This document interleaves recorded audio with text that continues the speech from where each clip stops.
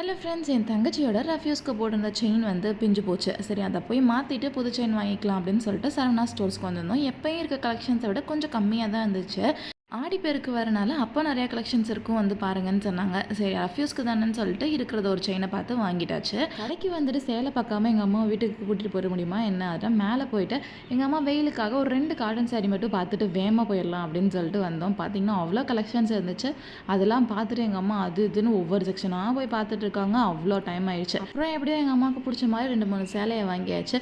அது இல்லாமல் இந்த சரவணா ஸ்டோரில் எந்த பக்கம் பார்த்தாலும் டாயும் ஸ்நாக்ஸுமா வச்சுருப்பாங்க. அதை என் பையனை வச்சு மேய்க்கிறதே ஒரு கஷ்டமான விஷயம். அவரை சமாளித்து எங்கள் அம்மாவை சமாளித்து அப்பாடா அப்படின்னு சொல்லிட்டு வெளியே வந்தோடனே ஸ்நாக்ஸு என் பையனுக்கு இந்த ஏபிசிடி போட்டிருந்த அந்த பிஸ்கெட்டை வந்து வாங்கி கொடுத்துட்டு அப்படியே இங்கே வந்து முட்டை பஃப்பு செம டேஸ்ட்டில் இருக்கும், அதையும் வாங்கி சாப்பிட்டுட்டு அப்படியே கீழே வந்தால் மதியானம் போனால் டின்னர் டைமே வந்துச்சுன்னு சொல்லி சரி டின்னர் வேலையை இங்கேயே முடிச்சுட்டு போயிடுவோன்னு சொல்லிட்டு எல்லா வெரைட்டியும் வாங்கி சாப்பிட்டுட்டு வீட்டுக்கு வந்தாச்சு.